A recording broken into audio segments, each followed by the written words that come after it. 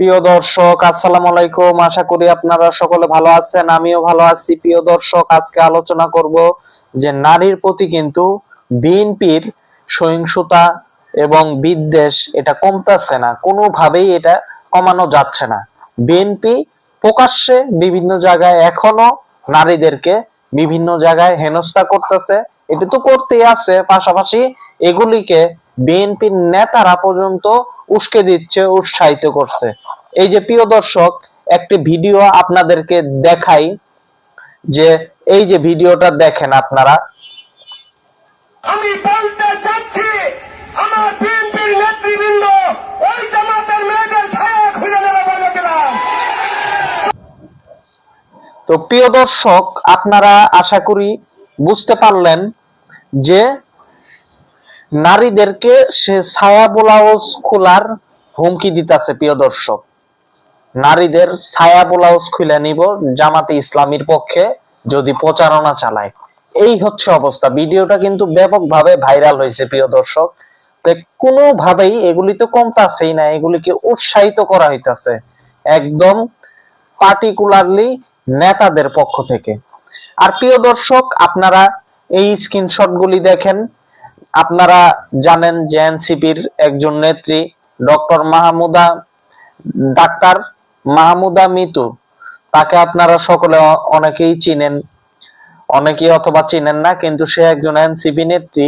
তার ইনবক্সে কি ধরনের হুমকি ধামকি দেওয়া হচ্ছে এইগুলি আপনারা দেখতে পাচ্ছেন স্ক্রিনশটে, যে কিভাবে আপনার 12 তারিখের পর তারা এই করব সেই করব, এইভাবে তারা কিন্তু নানান বাজে কথাবার্তা এবং হুমকি নারীদের ইনবক্সে দিচ্ছে, বিশেষ করে এনসিপি এবং জামাতি ইসলামী নারীদের ক্ষেত্রে।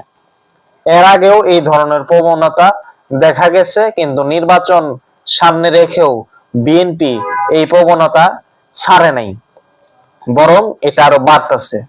প্রিয় দর্শক, আমার এই চ্যানেলে আমি এই ভিডিওতে বিশেষভাবে বলতে চাই, নারী যারা দর্শক তাদেরকে বলতে চাই যে আপনারা এদের বিষয়ে আপনাদের সিদ্ধান্ত কি? এই হারামি, এই লম্পটদের ব্যাপারে আপনাদের 12 তারিখে অবশ্যই সিদ্ধান্ত নিতে হবে। এক মাহমুদা মিতুর চিন্তা করলে হবে না, আপনারাও নারী, সেই চিন্তাটা করতে হবে। সেই চিন্তা করেই আগামী 5 বছরের এই বাংলাদেশ এদের হাতে কোনোভাবেই তুলে দেওয়া যায় না।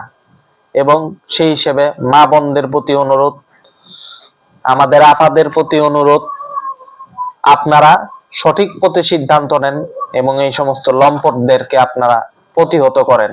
ওরা 12 তারিখে কি করব না করব সেটা পরের কথা, কিন্তু 12 তারিখ সিদ্ধান্তটা আপনার হাতে।